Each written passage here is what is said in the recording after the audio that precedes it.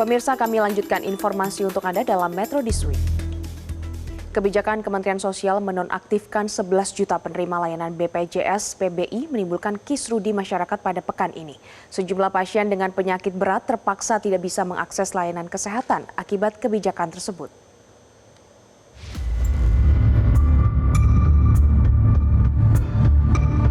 Afsal hanya bisa bersandar lemah di pelukan ibunya Hera Sagita di rumah singgah Rumah Kanker Ambu, Bandung, Jawa Barat pada Rabu 11 Februari lalu. Balita yang baru berusia 3 tahun tersebut adalah pasien kanker ginjal yang harus menjalani pelayanan kemoterapi secara rutin untuk pengobatannya. Namun nahas, pasien balita asal Garut, Jawa Barat itu terpaksa berhenti menerima pelayanan kemoterapinya akibat layanan BPJS Kesehatan penerima bantuan iuran atau PBI yang selama ini digunakan untuk berobat gratis di rumah sakit mendadak dinonaktifkan oleh pemerintah. Hal tersebut diketahui sang ibu saat Afsal ditolak untuk kemoterapi di rumah sakit. Harapan saya mah ya pengennya ya BPJS diperhatiin lagi gitu ya warganya. Apalagi yang cuci darah gitu ya, yang lebih penting tuh dia juga belum selesai belum satu pun belum gitu, psikologi satu pun belum, jadi pengen diinin aja pemerintah tolong lebih perhatiin sama anak-anak yang sakit gitu, kasihan. Apalagi kalau gratis kan ya, sedangkan buat makan aja kan nggak ada gitu, apalagi buat pengobatan anak. Afsal adalah satu dari sekitar 11 juta pasien yang tidak bisa berobat pasca Kementerian Sosial menerbitkan aturan untuk memperbaharui data tunggal sosial ekonomi masyarakat. Data tersebut berimbas pada penerima layanan BPJS PBI yang dinonaktifkan karena dianggap sudah naik desil alias dianggap memiliki ekonomi yang lebih baik. Namun nyatanya masih banyak pasien miskin yang ikut tercoret sehingga kebijakan tersebut menuai polemik. DPRI lalu memanggil Menteri Sosial Saifullah Yusuf, Direktur Utama BPJS Ali Gufron Mukti, Budi Gunadi Sadikin, serta Menteri Keuangan Purbaya Yudi Sadewa untuk membahas kisruh layanan BPJS Kesehatan PBI yang dinonaktifkan pada Senin 9 Februari.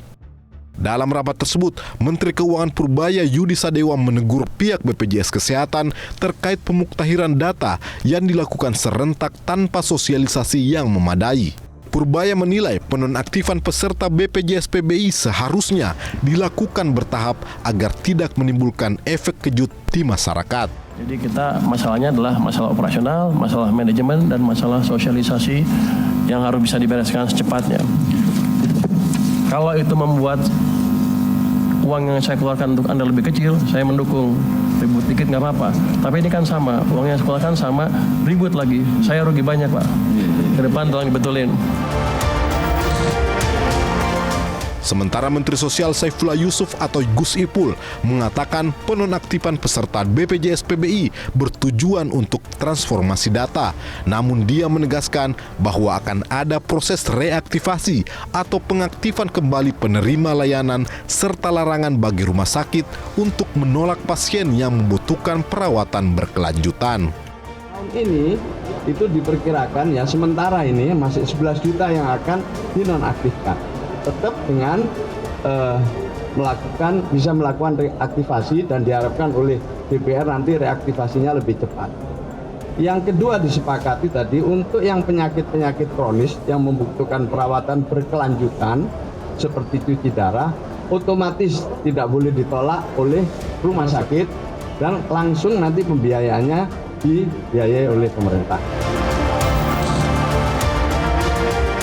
Setali tiga uang dengan Gus Ipul, Menteri Kesehatan Budi Gunadi Sadikin meminta warga untuk melapor jika ada pasien BPJS PBI yang menderita penyakit katastrofik atau penyakit berat tapi ditolak rumah sakit untuk berobat.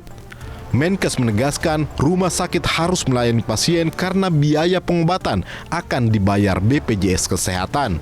Budi menyebut Kementerian Kesehatan, Kementerian Sosial maupun BPJS Kesehatan sudah menerbitkan surat edaran ke rumah sakit dan akan menegur mereka bila tidak patuh terhadap surat tersebut.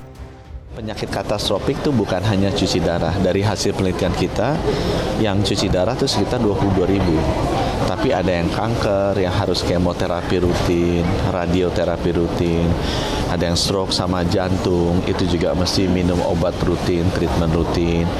Ada anak-anak talasemia yang harus juga di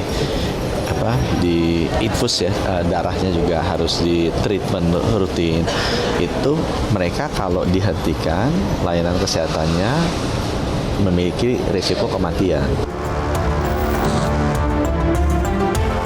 Kini masyarakat diminta untuk melakukan reaktivasi BPJS PBI-nya ke dinas sosial di wilayah masing-masing. Pemerintah berjanji akan menuntaskan transformasi data layanan BPJS PBI dalam 3 bulan ke depan atau sekitar April 2026. Tim Liputan Metro TV. Jelajahi cara baru mendapatkan informasi. Download Metro TV Extend sekarang.